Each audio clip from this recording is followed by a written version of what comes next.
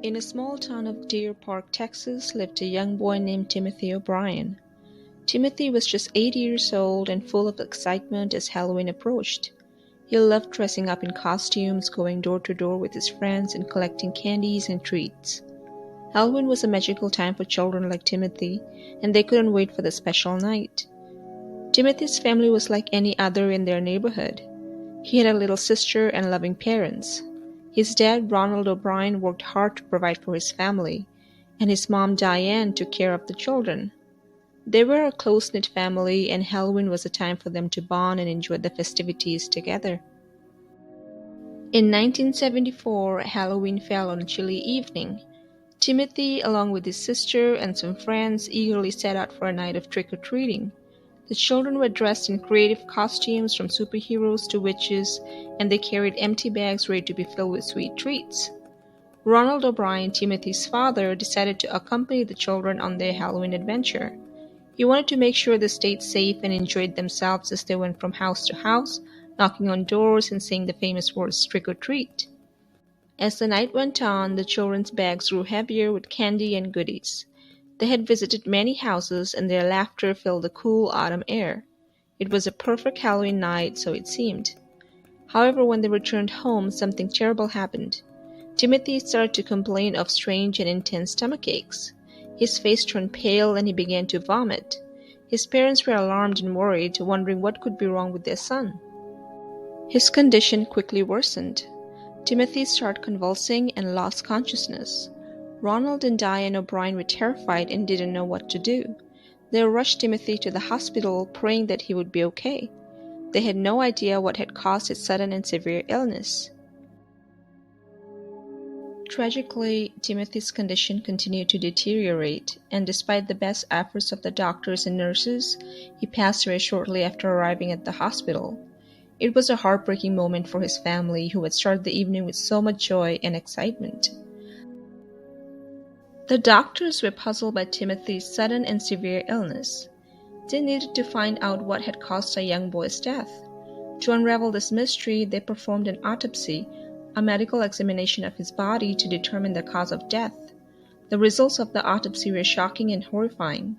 The doctors discovered something that no one could have imagined. Timothy had died because he had ingested a deadly poison called cyanide. It was a substance that could not have found its way into a child's body by accident. The news spread quickly, and the community was in shock. How could something so terrible happen on a night meant for innocent fun and treats? Everyone was asking the same question. How did Timothy O'Brien ingest cyanide, and who could have done such a dreadful thing? As the investigation unfolded, the spotlight fell on Timothy's own father, Ronald O'Brien. It was a shocking and unthinkable revelation. The person who should have protected his own son had become the prime suspect in this horrifying crime. Detectives discovered that Ronald O'Brien had taken out life insurance policies on both of his children, Timothy and his sister. These insurance policies would pay a large sum of money if anything were to happen to his children. Ronald was in financial difficulties, and some believed that he had hatched a sinister plan to solve his money problems. As evidence against Ronald mounted, a disturbing and chilling truth emerged. Ronald O'Brien had purchased cyanide and had tampered with some of the candy that Timothy and other neighborhood children had collected on Halloween night. He had distributed the poisoned candy in an attempt to make it seem like a random act of Halloween candy tampering. The motive was chillingly clear.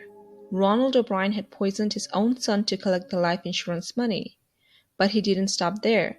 He had also given poisoned candy to other children, and including his own daughter, in a desperate and cruel attempt to cover up his evil deed. Ronald O'Brien's actions were not just a crime, they were an unspeakable act of betrayal and wickedness. In 1975, Ronald O'Brien stood trial for the murder of his son, Timothy, as well as for the attempted murders of other children.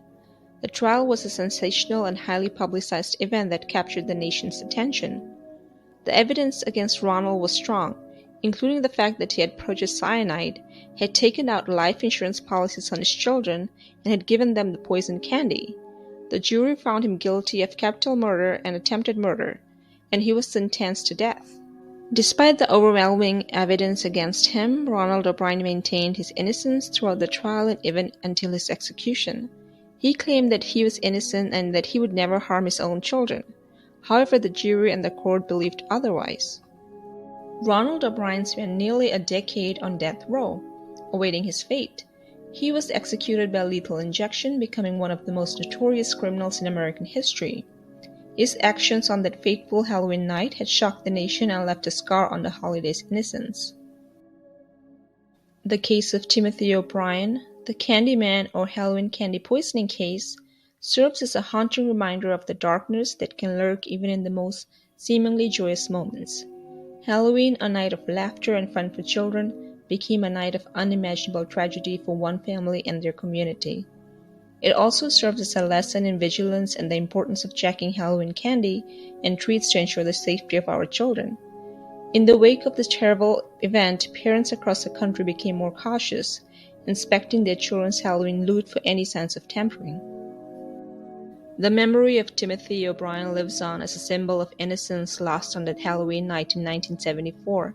It's a story that reminds us of the preciousness of childhood and the lengths of which a parent's love should go to protect their children rather than harm them. As Halloween continues to be celebrated each year, we remember Timothy O'Brien and the tragedy that befell him, hoping that such a horrifying event will never happen again, and then the spirit of the holiday will remain one of joy, laughter, and safe fun for all the children.